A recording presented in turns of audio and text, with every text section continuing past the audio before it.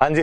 तो पिछले क्लास में हमने राजस्थान के क्रांतिकारी पढ़ने शुरू किए थे और मैंने बताया था कि राजस्थान में क्रांतिकारियों के बेसिकली 3 गुट हुआ करते थे। एक जयपुर गुट था जिसका नेतृत्व अर्जुन लाल सेठी कर रहे थे, एक कोटा वाला गुट था जिसका नेतृत्व केसरी सिंह बारठ कर रहे थे, और एक अजमेर वाला गुट था जिसका नेतृत्व राव गोपाल सिंह खरवा कर रहे थे। और इन सबको धन मुहैया करवा रहा था दामोदर दास राठी, जिसको हम स्वतंत्रता संग्राम का भामाशाह कहें तो भी अतिशयोक्ति नहीं है, ब्यावर का रहने वाला वो सेठ। हमने कल अर्जुन लाल सेठी और केसरी सिंह बारठ के बारे में कई बातें जानी और हम पढ़ रहे थे कि अर्जुन लाल जी सेठी जो थे वो यहाँ पे प्रयाग विश्वविद्यालय से बीए करने के बाद चोमू के सामंत देवी सिंह के निजी सचिव के रूप में काम करते थे। कालांतर में जयपुर के राजा माधो सिंह सेकंड ने भी उन्हें दीवान बनने का प्रस्ताव दिया, पर उन्होंने कहा कि यदि अर्जुन लाल नौकरी करेगा तो अंग्रेजों को देश से बाहर कौन निकालेगा। 1906 के अंदर वो जैन शिक्षा प्रचारक समिति बना लेते हैं और उसके तहत उन्होंने जयपुर में वर्धमान पाठशाला की स्थापना की, जो क्रांतिकारियों की भर्ती किया करते थे। और उनके क्रांतिकारी अलग अलग क्षेत्रों के अंदर अलग अलग कांड के अंदर शामिल हुए। जैसे उन्होंने 3 क्रांतिकारी प्रताप सिंह बारठ, ईश्वरदान और छोटा लाल को दिल्ली वाले बम केस के अंदर भेजा था। मोतीचंद, माणकचंद और जयचंद को निमेज वाले हत्याकांड के अंदर भेजा गया था।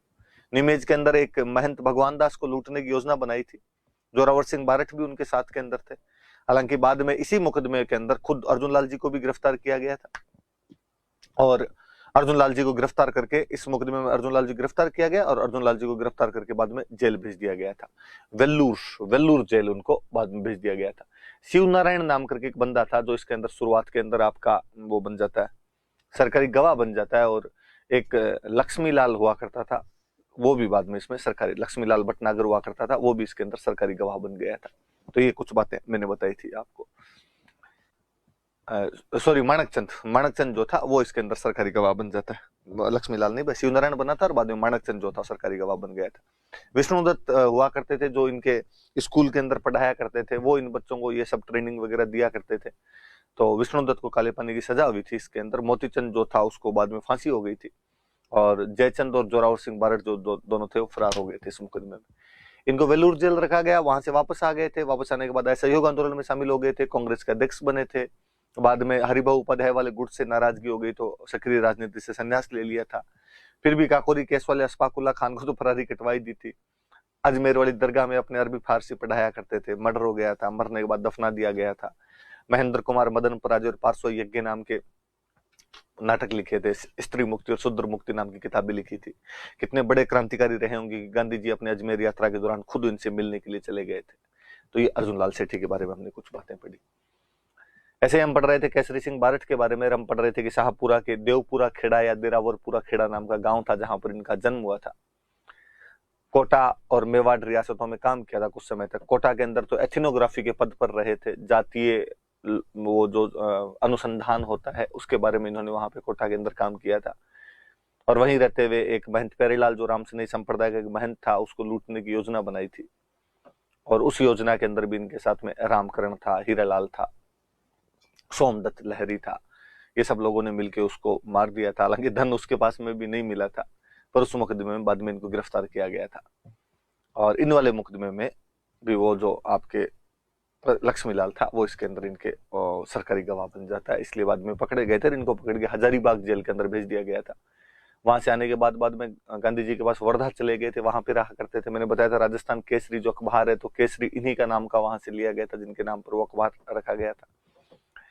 फिर हम और पढ़ रहे थे कि इनके बारे में कि ये तो खुद तो थे ही, इनके भाई थे जोरावर सिंह बारठ जो कि दिल्ली वाले केस में भी नाम आया था, निमेज वाले केस के अंदर भी नाम आया था। फरार हो गए थे, पुलिस उन्हें कभी पकड़ ही नहीं पाई थी बाद के अंदर उनको तो। और अमरदास बैरागी नाम रख के और इधर उधर घूमते ही रहे थे बाद में। और 1939 के अंदर बाद में इस अज्ञातावस्था में उनकी मृत्यु हो गई थी।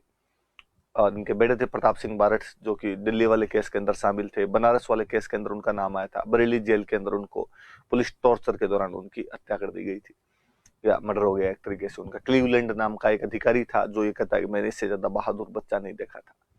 ईश्वरदान जो इनके जवाई थे वो भी इन क्रांतिकारी गतिविधियों में शामिल थे। रास बिहारी बोस कहते हैं कि ऐसा पहली बार हो रहा है कि कोई ससुर अपने दामाद को भी क्रांति की बलिवेदी पर चढ़ने के लिए भेज देता है। हमने केसरी सिंह जी के बारे में यह भी पढ़ा कि उन्होंने 1903 में जब मेवाड़ महाराणा फतेह सिंह जी लॉर्ड कर्जन के दरबार में भाग लेने के लिए जा रहे थे तो उनको 13 चेतावनी भरे दोहे लिखकर भेजे थे, जिनको चेतावनी चुंगटिया के नाम से जानते हैं। हमने ये पढ़ा कि उस आदमी ने कहा कि अंग्रेजी नहीं हिंदी, मेयो कॉलेज नहीं क्षत्रिय कॉलेज, इंग्लैंड मत भेजो, जापान भेजा जाना चाहिए अपने बच्चों को। तो अलग अलग हर डायमेंशन के अंदर अपनी रुचि रखने वाले बंदे थे। आज हम थोड़े से और जो क्रांतिकारी बचे हैं उनके बारे में पढ़ते हैं। इन्हीं में से एक बड़े क्रांतिकारी राव गोपाल सिंह खरवा। कल नाम लिया था अजमेर वाले गुट का।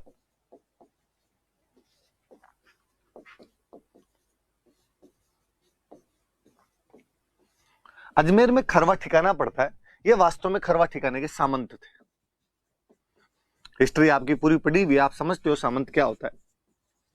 जो फ्यूडल लॉर्ड हुआ करते थे सामंत कहा करते थे, तो ये खरवा ठिकाने के सामंत हुआ करते थे। पर इसके बावजूद बंदे को लगता था कि नहीं यार, अपने को क्रांति गतिविधियों में भाग लेना चाहिए। उस समय एक स्वामी ज्ञानानंद जी हुआ करते थे, और स्वामी ज्ञानानंद जी ने एक संगठन बना रखा था, भारत धर्म महामंडल, ये उसके अध्यक्ष हुआ करते थे।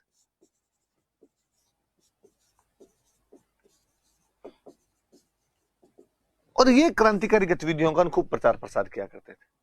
कहते गोपाल सिंह खरवा इनके साथ में बंगाल गए और वह बंगाल के क्रांतिकारियों से मिले। अरविंद घोष से इनसे मुलाकात हुई इनकी वहां पे, और इनको लगा कि यार अपने को भी कुछ करना चाहिए। तो अब बंगाल के क्रांतिकारियों से मुलाकात के बाद इनका पूरा जीवन ही चेंज हो जाता है। और एक बड़ी जोरदार बात बताऊंगा, भारत में सबसे पहले राजनीतिक चेतना बंगाल के अंदर आई थी। बंगाल वाले लोगों को लगता था देश को आजाद करवाना है, और देखिए आप कि बंगाल वालों को लगता था यार आजाद कौन करवा सकता है देश को। कहां के लोगों के अंदर ये भावना ज्यादा हो सकती है जो देश की आजादी के लिए आगे आए। और बंगाल की नजरें सबसे अधिक यदि किसी जगह पर लगी हुई थी तो राजस्थान। उनको लगता था राजस्थान के अंदर जो लोग हैं, लड़ाकू लोग हैं, वो लड़ने के लिए तैयार हो जाएंगे, तो अपने को राजस्थान चल के क्रांतिकारी तैयार करना चाहिए। और गोपाल सिंह खरवा के रूप में उनको एक ऐसा बंदा मिल भी रहा था जो एक सामंत परिवार से था, तो लड़ाई वड़ाई की सब बातें भी समझता था। तो उन्होंने कहा यार तुम राजस्थान में ये काम करो। और बंगालियों को अपने पे अपने से भी ज्यादा विश्वास था। और तो रविंद्रनाथ टैगोर कहते हैं कि यार बचपन से इतिहास की किताबें पढ़नी शुरू की, सिकंदर के खिलाफ पोरस की हार से लेकर क्लाइव के खिलाफ सिराजुद्दौला की हार तक, भारत के इस इतिहास रूपी रेगिस्तान में हार ही हार थी। पढ़ते समय हर बार एक राष्ट्रीय लज्जा का अनुभव हुआ करता था। तब इस रेगिस्तान में यदि कि हरियाली दिखाई देती है तो राजस्थान में दिखाई देती है। इस इतिहास रूपी रेगिस्तान में हरा पौधा राजस्थान है। जब उसको पढ़ते हैं तब वो संघर्ष, वो युद्ध, वो कभी ना झुकने की प्रवृत्तियां, वो हमें दिखाई देती है। मैंने एक बार पहले भी बताया होगा, मैं आज फिर बताऊं कि हम इमेजिन नहीं कर सकते कि यार बंगालियों ने उस समय प्रताप, कुंभा, सांगा, दुर्गादास, चंद्रसेन, राज सिंह, मीराबाई, इन सब पे साहित्य की रचना की है। सब बड़े बड़े क्रांतिकारियों, सचिंदर सान्याल वगैरह सब अपने यहां पर राजस्थान आया करते थे, तो उनको अपने पे खूब ही भरोसा था। बंदा मिला उनको, गोपाल सिंह खरवा का, आपको ये काम करना चाहिए। गोपाल सिंह खरवा ने कहा ठीक है। गोपाल सिंह खरवा को लगा ये काम करवाया किससे जाए। गोपाल सिंह खरवा की नजरें ये थी कि अपने एक तो अंग्रेजों की जो छावनियां हैं,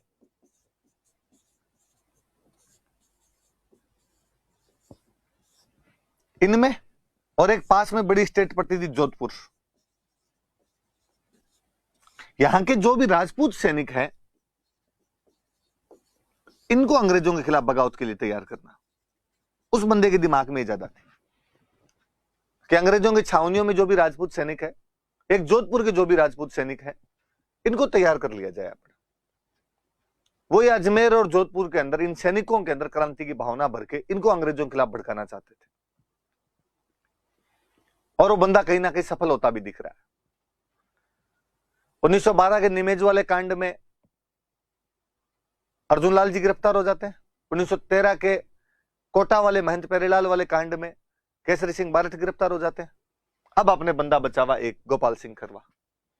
इधर एक बड़े क्रांतिकारी रास बिहारी बोस एक योजना बनाते हैं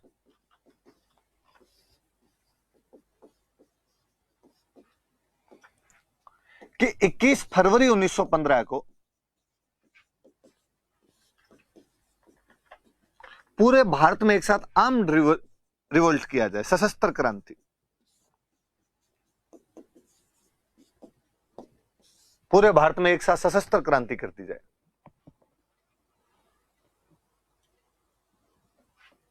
राजस्थान में इसकी जिम्मेदारी किसको दी जाए? तो राजस्थान में इसकी जिम्मेदारी गोपाल सिंह खरवा को दी जाए। वो दोनों तो गिरफ्तार ही हो गए थे।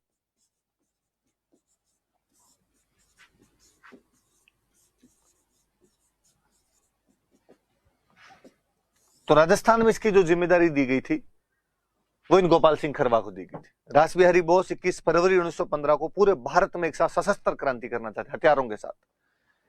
हम पढ़ेंगे, जब मॉडर्न इंडिया पढ़ेंगे तो गदर आंदोलन के बारे में और पढ़ेंगे, गदर आंदोलन की खूब सारी बातें पढ़ेंगे, तब हम और जानेंगे इसके बारे में। राजस्थान में जिम्मेदारी राव गोपाल सिंह खरवा को दी गई। दो बंदे इनके साथ और, दामोदर दास राठी, सेठ जी थे, पैसे उपलब्ध करवा ही रहे थे। एक बंदा इनके साथ और, भूप सिंह,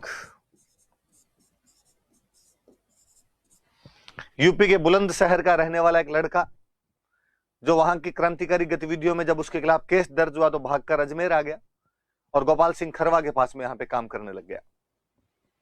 लड़का चूंकि पहले से क्रांतिकारी गतिविधियों में शामिल था, इसलिए गोपाल सिंह खरवा को बहुत सही लगा कि यार ये लड़का एकदम सही है। और इन लोगों ने ये प्लान बनाया कि यार अपने रास बिहारी बोस वाले 21 फरवरी 1915 वाला एक साथ विद्रोह कर देंगे।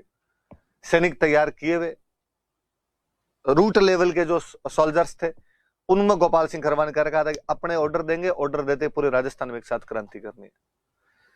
पर हाय रे किस्मत, विडंबना, दुर्भाग्य, घटना का पहले ही पता चल गया।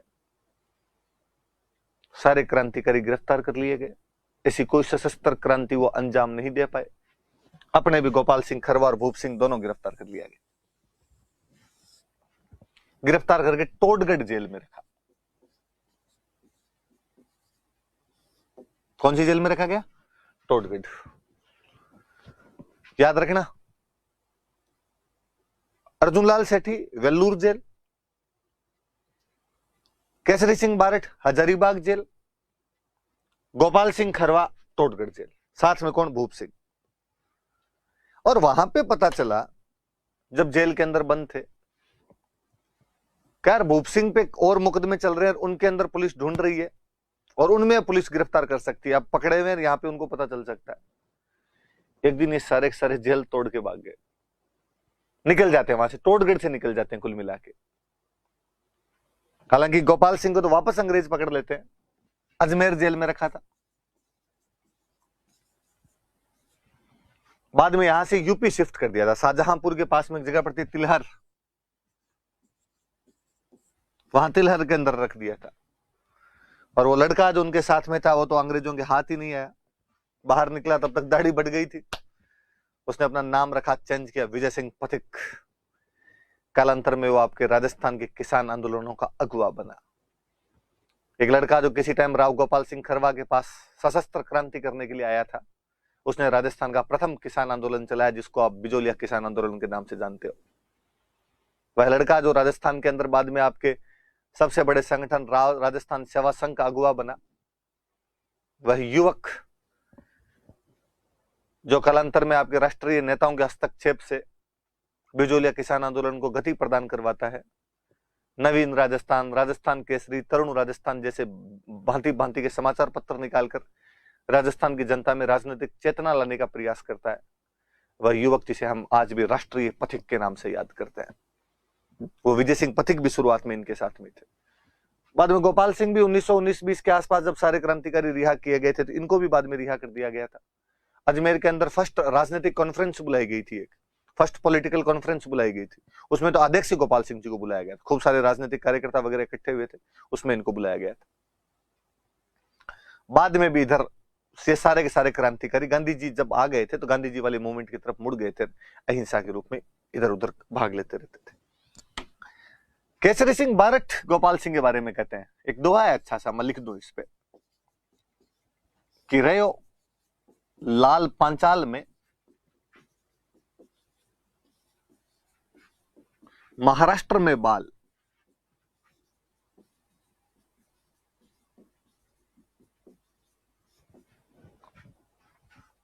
राजत राजस्थान में,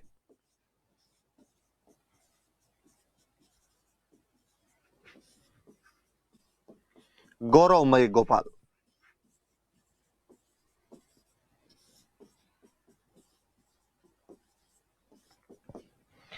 दुआ देखना वापस, ये केसरी सिंह बारठ का दुआ है। केसरी सिंह बारठ कवि थे,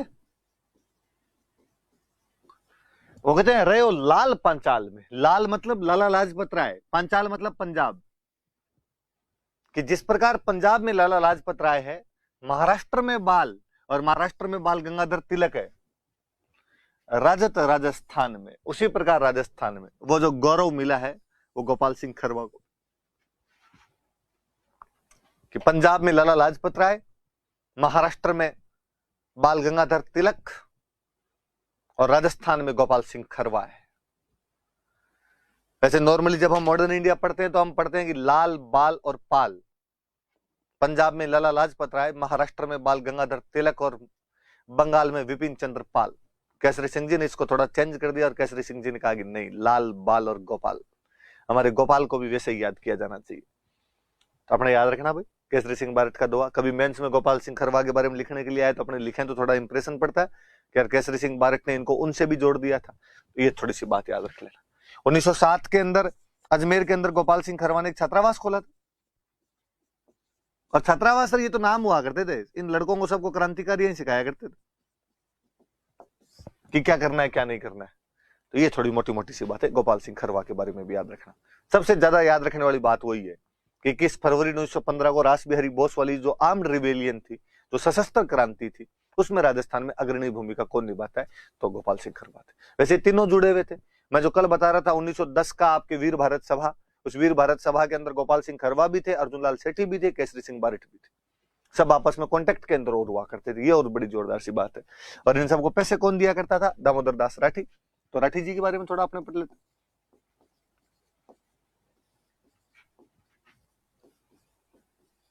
राठी जी बेसिकली पोखरण के रहने वाले थे, लेकिन बाद में अपने ब्यावर आ गए थे और ब्यावर में एक मिल की स्थापना कर ली थी, कृष्णा मिल। ब्यावर में कृष्णा मिल चलाया करते थे। आर्य समाज के बहुत बड़े सपोर्टर थे, आर्य समाज का बहुत अच्छा प्रभाव था। आर्य समाज उस समय हिंदी का प्रचार प्रसार कर रहा था, तो अपने ब्यावर के अंदर इन्होंने बनाई थी नागरी प्रचारिणी सभा।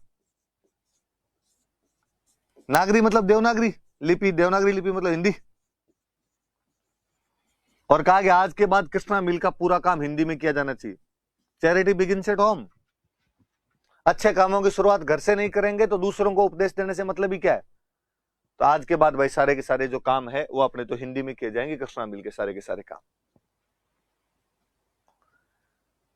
इनके कहने पर, दामोदर दास राठी कहने पे, अजमेर का जो कमिश्नर था, अंग्रेजों की तरफ से अजमेर में कमिश्नर बैठता था, इन्होंने उसका कमिश्नर को समझाया कि यार अजमेर का काम हिंदी में किया जाना चाहिए। और कमिश्नर ने ऑर्डर जारी की कि अजमेर के कार्यालयों में भी अधिकतर जो कार्य है वो किसके अंदर किया जाना चाहिए, तो हिंदी भाषा के अंदर किया जाना चाहिए। तो बाद में हिंदी भाषा में काम होने लग गया था। बंदा देखो यार क्या सेवा की, सारे क्रांतिकारियों को धन देते थे, तो हम कहते हैं राजस्थान के स्वतंत्रता संग्राम का भामाशाह।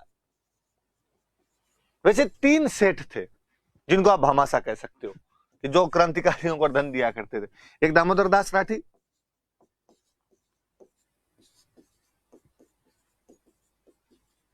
एक थे नरसिंह दास अग्रवाल,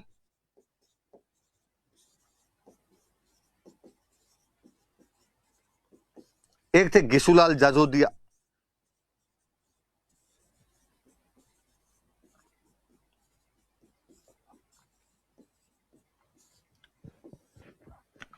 इन तीनों को आप राजस्थान के फ्रीडम स्ट्रगल के भामाशाह कह सकते हैं। दामोदर दास राठी को, नरसिंह दास अग्रवाल को, गिसूलाल जाजोदिया को। दामोदर दास राठी नाम आए तो मैं फिर एक थोड़ा सा कंफ्यूजन रहता है, कई बार मैं दूर कर दूं। एक अपने और में जोधपुर के स्वतंत्रता सेनानी में दामोदर लाल व्यास,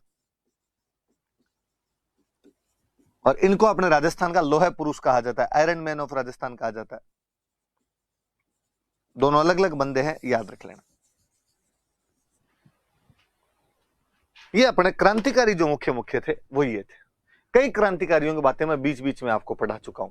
जैसे मैंने ज्वाला प्रसाद डोगरा की ज्वाला प्रसाद शर्मा की बात आपको बताई थी कि वह जो बंदा था वो पीएन डोगरा को अजमेर में मारने का प्रयास किया था, सलाउद्दीन उसके अंदर मर गया था, रमेश चंद्र व्यास वगैरह वो साथ में थे। मैंने और बताया था कि उदयपुर में पुलिस की गोलियों से शांतिलाल और आनंदीलाल मर गए थे। मैंने और बताया था कि आपको रमेश स्वामी भुसावर के अंदर बस द्वारा कुचलकर हत्या कर दी गई थी। तो कई लोगों के बारे में मैंने बीच बीच में पढ़ा दिया था। बड़े बड़े लोग जिनके बारे में हमने कोई बात नहीं की थी वो ये लोग। लो तो आज मैं आपका एक वो टॉपिक करवा देता हूं इसके साथ में, प्रजामंडलों का महत्व है। आप लोगों को लगता होगा यार वो तो बता ही नहीं रहे, एकीकरण भी खत्म कर दिया, अब भी नहीं बताया। तो लो, आज मेरा दिमाग में ये था कि कोई जिस दिन थोड़ी कम सूचनाएं होगी उस दिन वो मैं थोड़ा ढंग से समझा दूंगा। अच्छे से समझना, देखना, फिर लिखना उसको। प्रजामंडलों का महत्व, प्रजामंडल आंदोलन का महत्व कह सकते हैं, महत्व कह दो, प्रभाव कह दो, परिणाम कह दो। हिस्ट्री बहुत भला सा सब्जेक्ट है जी, बहुत सिंपल सब्जेक्ट है हिस्ट्री बेचारा। तोड़ ले आपने थोड़ा। आपका दो इसका पॉलिटिकल इंपॉर्टेंस क्या है, आपका दो इसकी सोशल इंपॉर्टेंस क्या है, आपका दो इसकी इकोनॉमिक इंपॉर्टेंस क्या है। इतने में अपने पास में खूब सारे पॉइंट बन जाएंगे और उन पॉइंट के माध्यम से अपने खूब सारी बातें कर सकते हैं। तो राजनीतिक, सामाजिक, आर्थिक बातें कर लेंगे अपने। एक एक पोस्टमार्टम करते हैं। पहले अपने राजनीतिक वाली बातें लेते हैं, अगला पेज ही ले लेते हैं। लो,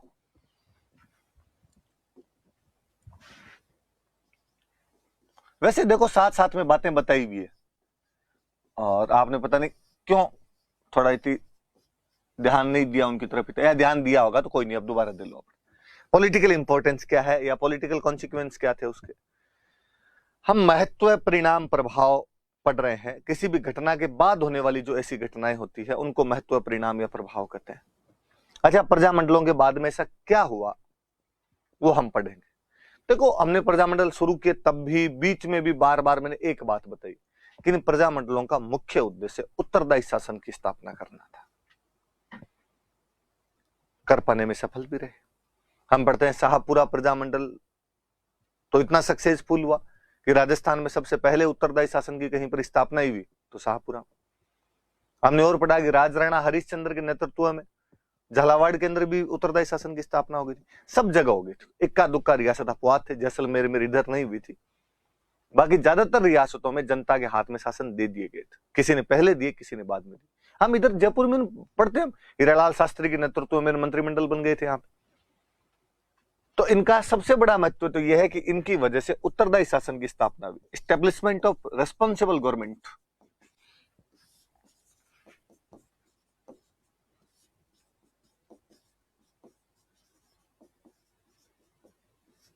उत्तरदायी शासन की स्थापना हुई कि रेस्पॉन्सिबल गवर्नमेंट मिली। फिर मैं जब किसान आंदोलन पर डहा रहा था तब भी, मैं अब भी बताऊं, किसी भी आंदोलन से और कुछ हो नहीं हो, सफल हो या नहीं हो, बहुत अलग बात है। राजनीतिक चेतना जरूर आती है। कोई आंदोलन चले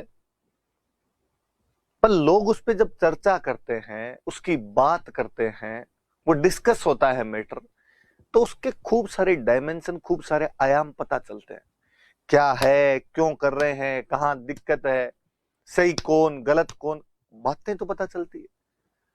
वरना राजस्थान में लोगों ने कभी इस तरफ तो ध्यान ही नहीं दिया था और किसी के दिमाग में भी नहीं आया था कि राजा का राज भी खत्म किया जा सकता है। राजा माई बाप थे, वो एकलिंग धनी है, एकलिंग दीवान है, वो गोविंद देव जी का दीवान है। लोगों को लगता है सदियों सदियों तक ये शासन रहेगा। पर इस प्रजामंडल आंदोलन ने कहीं ना कहीं लोगों के दिमाग में एक बात बिठाई शुरू में कि राज भले ही राजा का रहे लेकिन उसमें जनता का हक तो होना चाहिए। ऑटोक्रेसी, निरंकुश मोनार्की वाला शासन नहीं चल सकता। तो लोगों में राजनीतिक चेतना का विकास किया था। पॉलिटिकल अवेकनिंग यदि कोई विकसित करता है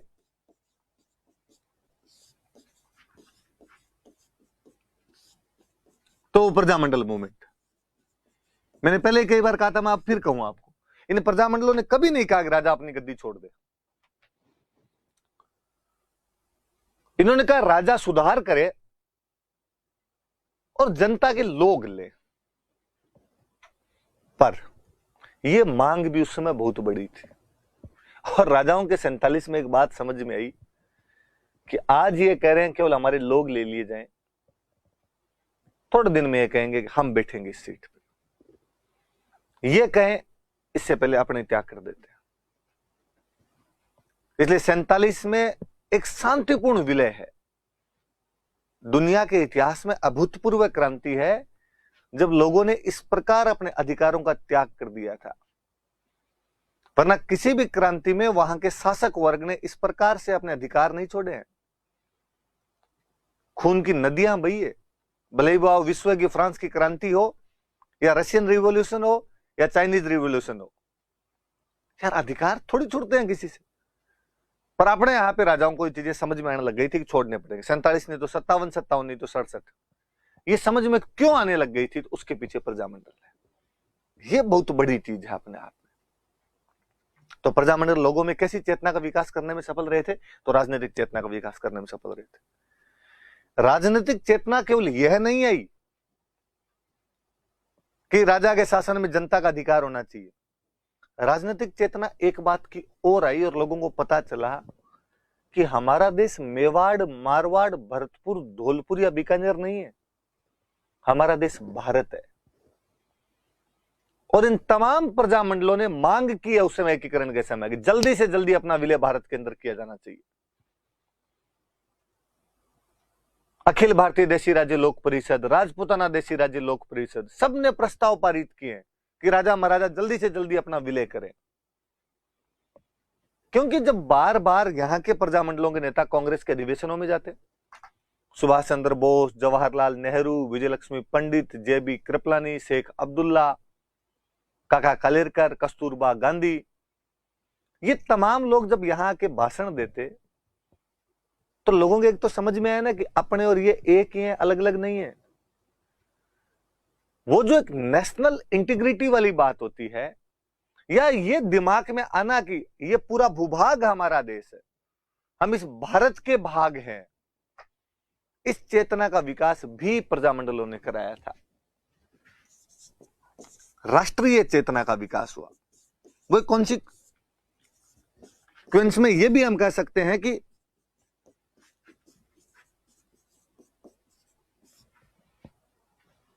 जो एक ये एवेकनिंग थी कि हमारा देश भारत है, इसके पीछे भी प्रजामंडल ही है, कि प्रजामंडलों की वजह से ये बात भी हो पाई थी। और जब आपको ये पता चला कि हमारा देश भारत है, तो आप सबने मांग की, एक स्वर से मांग की कि हमें इस भारत के अंदर शामिल किया जाना चाहिए। तो राजाओं को भी भारत के अंदर शामिल होना पड़ा। तो क्या इससे हमारी राष्ट्रीय एकता मजबूत नहीं हुई, नेशनल यूनिटी को स्ट्रेंथ नहीं मिली?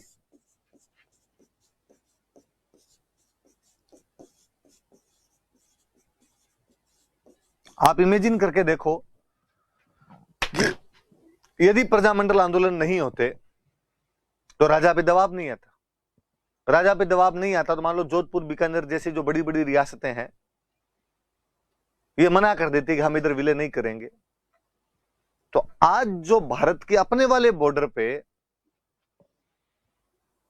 जो स्थिति है, क्या स्थिति रहती? आप कहोगे सर निश्चित रूप से नहीं, कश्मीर की तरह हो जाते हैं। वरना इस भूभाग में आपको कभी कोई ऐसी गतिविधि नहीं दिखेगी।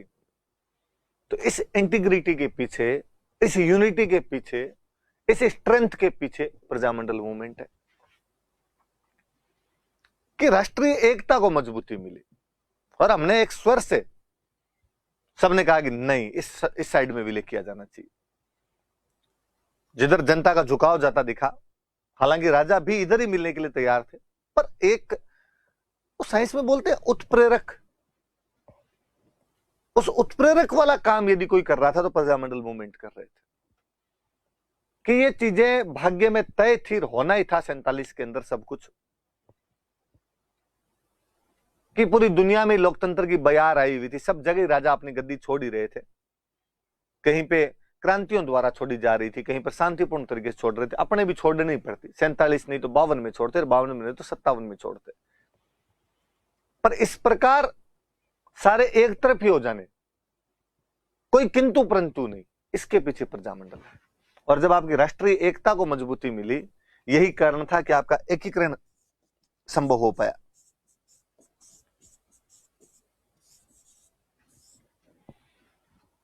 बड़ी घटना है भाई राजस्थान का एकीकरण, अलग अलग राजाओं को एक जाजम पे लाके बिठाना। अंग्रेज भी नहीं बिठा पाए थे। लॉर्ड मेयो ने जब अजमेर में दरबार लगाया था तो जोधपुर वाला तख्त सिंह इस बात से नाराज होकर वापस चला गया था कि उसकी सीट उदयपुर और जयपुर वालों से पीछे है, मैं नहीं बैठता यहां पे। पर आप ये देखिए, जनता के आंदोलनों ने उन राजाओं को भी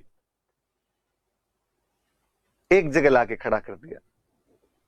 और कोटा, झालावाड़, डूंगरपुर वाले खुद ही भारत सरकार को जाके कह रहे हैं कि करो रे हमारा विलय इधर, बना दो, हम सबको एक ही बना दो यार, क्या अलग अलग छोड़ रखे हैं।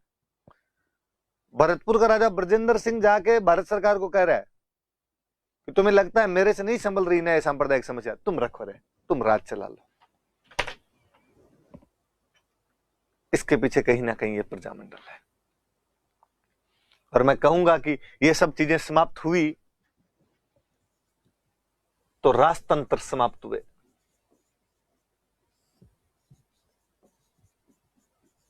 और राजतंत्र समाप्त हुए तो एक सुखद बयार आई और अपने यहां पे लोकतंत्र की स्थापना हुई।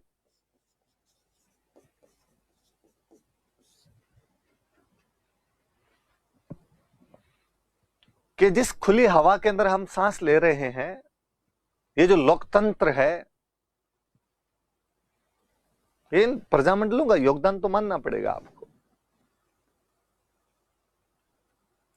कि इन्होंने ऐसा माहौल तैयार कर दिया था कि ये चीजें होनी थी। लोकतंत्र आए,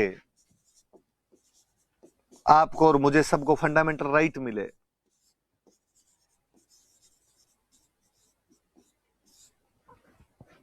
केवल पॉलिटी में आर्टिकल 12 से 35 पढ़ने का विषय नहीं है। फील कीजिए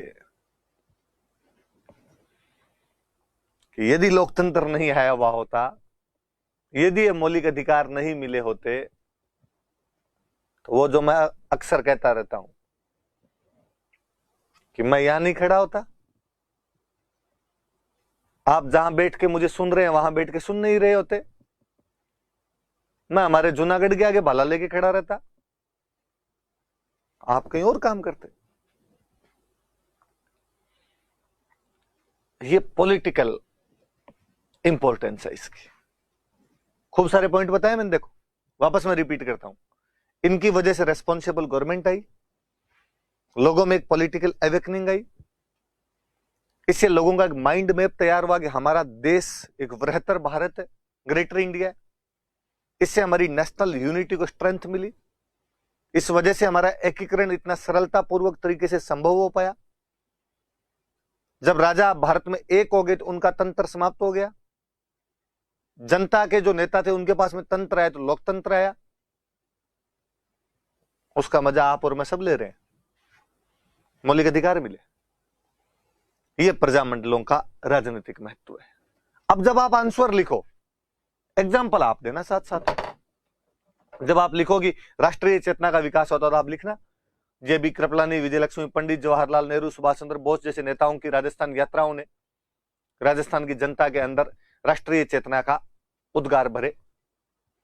जब आप राजनीतिक चेतना का विकास लिखते हो तो आप लिखना कि इस राजनीतिक चेतना की वजह से ही लोगों के अंदर अपने अधिकारों के प्रति जागृति आई और लोग खुलकर इन बातों के अंदर हिस्सा लेने लगे। आप सोच के देखिए कि भारत छोड़ो आंदोलन अंग्रेजों भारत छोड़ो आंदोलन है। अपने तो राजस्थान में अंग्रेज थे ही नहीं, फिर हम किसको भारत छुड़वा रहे थे? हम क्यों चला रहे हैं भारत छोड़ो आंदोलन? क्योंकि हमारे यहाँ के लोगों को ये राजनीतिक चेतना और राष्ट्रीय चेतना आ गई थी कि हम एक देश का हिस्सा हैं, भले अपने साइड में अंग्रेज नहीं है पर अपने वाले राजा अंग्रेजों के दोस्त हैं, इनसे भी छुड़वाया जाना चाहिए। इस वजह से नेशनल यूनिटी बनी, लोगों के अंदर एकीकरण हुआ, राजतंत्र गया, लोकतंत्र आया, मौलिक अधिकार मिले। एग्जाम्पल आप देना साथ साथ के अंदर। मैं खूब सारे पॉइंट बता दिए मैंने 8। हम सामाजिक बात कर लेते।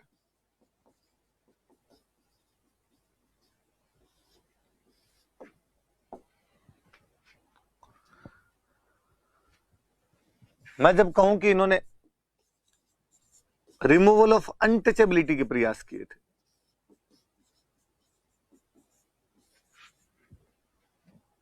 इन प्रजामंडल के नेताओं द्वारा या इन प्रजामंडलों द्वारा छुआछूत निवारण के प्रयास किए गए।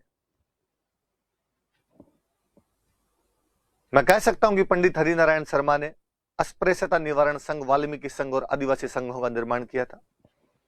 हम पढ़ सकते हैं कि माणिक्यलाल वर्मा, भोगीलाल पांड्या आदि नेताओं ने हरिजनों के उद्धार के लिए खूब सारा काम किया था। क्या ये छुआछूत निवारण के प्रयास नहीं है? इन लोगों की वजह से हिंदू मुस्लिम एकता स्थापित हुई।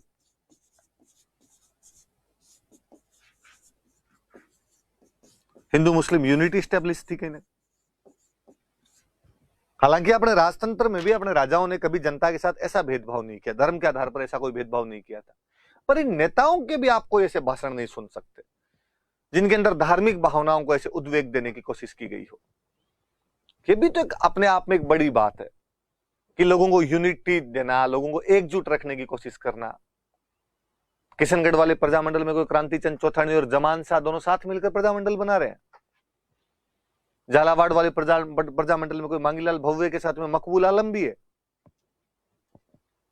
ये तमाम नाम हमें बताते हैं कि उन लोगों के अंदर धार्मिक स्तर पर भी किसी प्रकार की वैमनस्यता, रिलीजियस आधार पर किसी भी प्रकार के कोई भी कॉन्ट्राडिक्शन नहीं थे।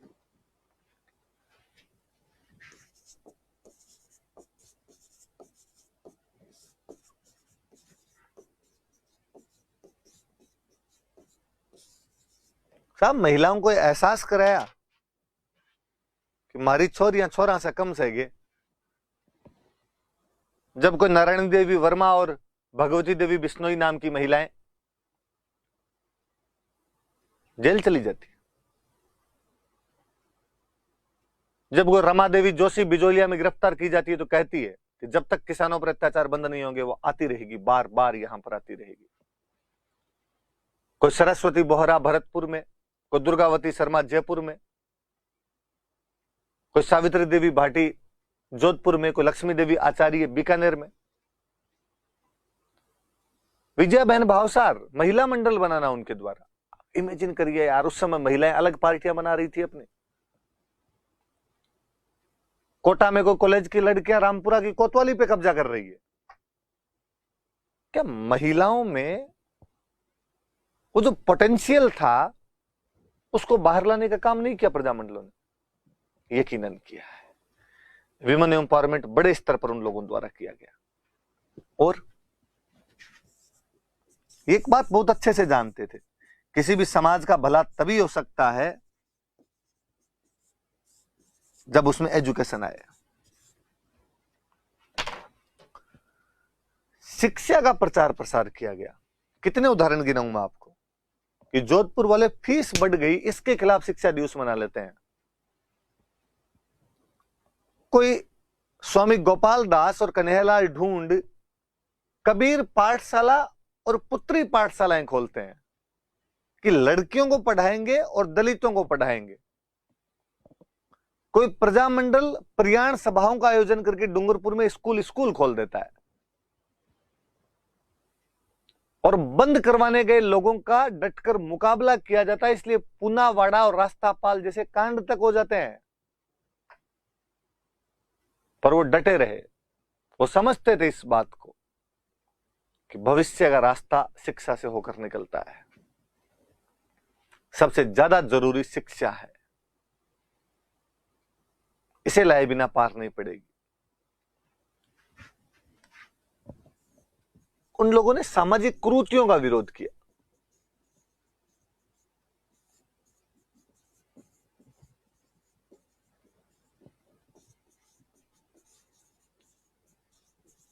जो भी सोशल बैड कस्टम्स हुआ करते थे उस समाज के, उनका विरोध किया।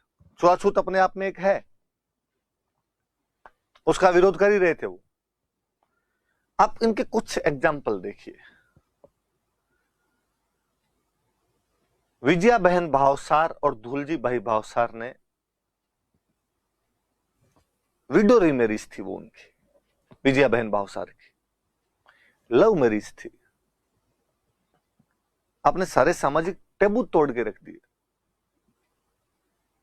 विडो रीमैरिज नहीं हुआ करती थी, वो महिला कर रही थी, उसमें भी लव मैरिज करना उसने की।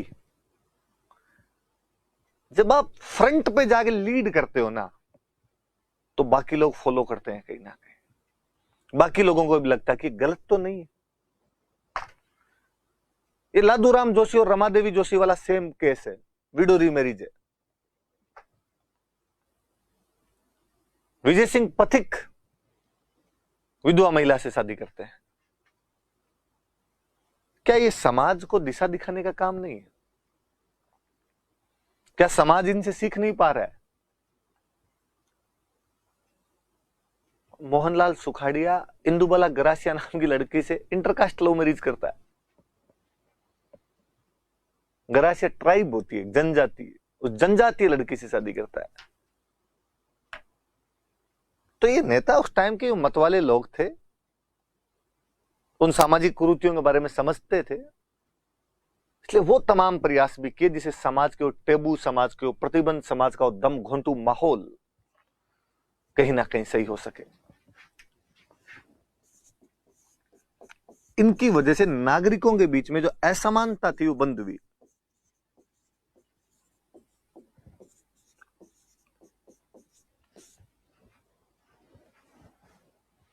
पहले राजा, फिर सामंत, फिर कोई जमींदार, फिर कोई पटेल, फिर कोई जनता, हायरार्की थी एक। इन्होंने लोगों का कि नहीं, भगवान ने सब मिनख पैदा किए, सब बराबर है। ये हायरार्की जो भी है ये यहां तुम लोगों ने बनाई है, तोड़ी जानी चाहिए, समाप्त की जानी चाहिए इसको। मैंने कभी पहले बताया होगा, नहीं बताया तो अब याद रखें कि 1945 में टोंक में एक जगह पड़ती है उनियारा, और यहां के बेरवा समुदाय ने बाकायदा आंदोलन चला दिया था कि सिटीजन्स के बीच में इनइक्वलिटी नहीं की जा सकती। एंटी इनइक्वलिटी मूवमेंट चलाने वाली को समुदाय था तो बेरवा समुदाय था। 1945 में टोंक के उनियारा के अंदर से आंदोलन चला देता है। ये शक्तियां कहां से मिल रही है? क्या अचानक 45 में बेरवाओं को ये समझ में आया कि अपने को आंदोलन चलाना चाहिए? नहीं, आप स्नेह स्नेह धीरे धीरे भरते हैं अंदर कहीं, और ये जो भरने का काम था ना, ये भरने का काम कहीं ना कहीं प्रजामंडल कर रहे हैं। ये याद रहे, ये इनका सामाजिक योगदान। 8 पॉइंट हमने उधर राजनीतिक के पढ़े, 6 पॉइंट ये याद रहे कि इनका राजनीतिक महत्व है, सॉरी सामाजिक महत्व है वो क्या रहा, ये बातें याद रहे। हम आर्थिक और देख लेते हैं।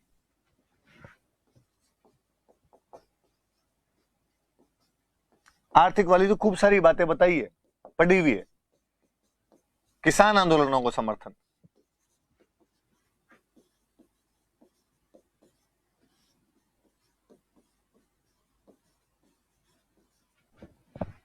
मारवाड़ प्रजामंडल मारवाड़ वाले किसान आंदोलनों को समर्थन देता है। जयपुर प्रजामंडल शेखावटी वाले किसान आंदोलनों को समर्थन देता है। बीकानेर वाले तो किसान आंदोलनों में डायरेक्टली हाथ है बीकानेर प्रजामंडल का।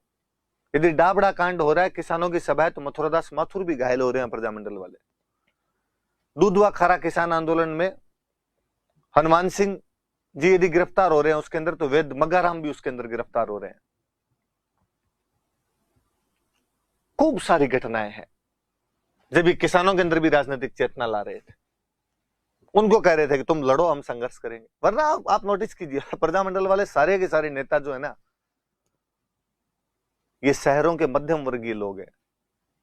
ज्यादातर तो बामण माणिये थे। इनका खेतों से क्या लेना देना है यार? पर ये पढ़े लिखे लोग थे, उस समय का मिडिल क्लास था, राजनीतिक चेतना इनमें थी, ये समझते थे चीजों को, इसलिए उन्होंने सही चीजों का समर्थन किया उस टाइम।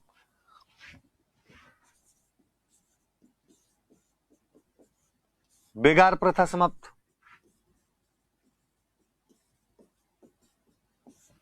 को रमेश स्वामी भुसावर में बस के नीचे ही आ जाता है इस बात के लिए। सब जगह बेगार का विरोध किया है। हाड़ौती प्रजामंडल ने तो बाकायदा पंडित नैनूराम शर्मा के नेतृत्व में बेगार विरोधी आंदोलन चलाया था। आप वो एग्जाम्पल दे सकते हैं।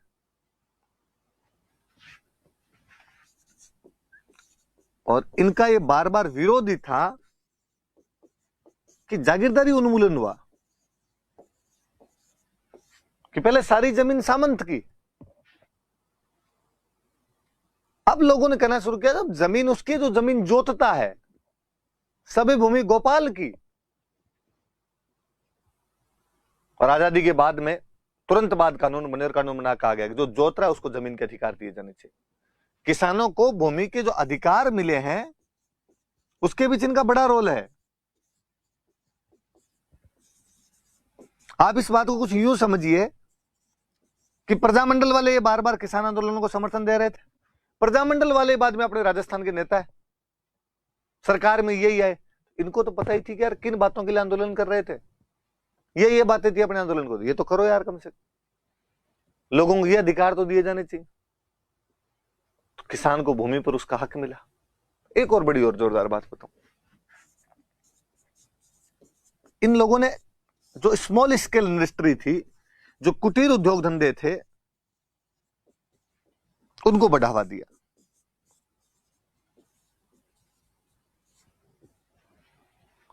गांधी जी का खादी का प्रचार प्रसार अपने आप में कुटीर उद्योग धंधों को बढ़ावा देने वाला है।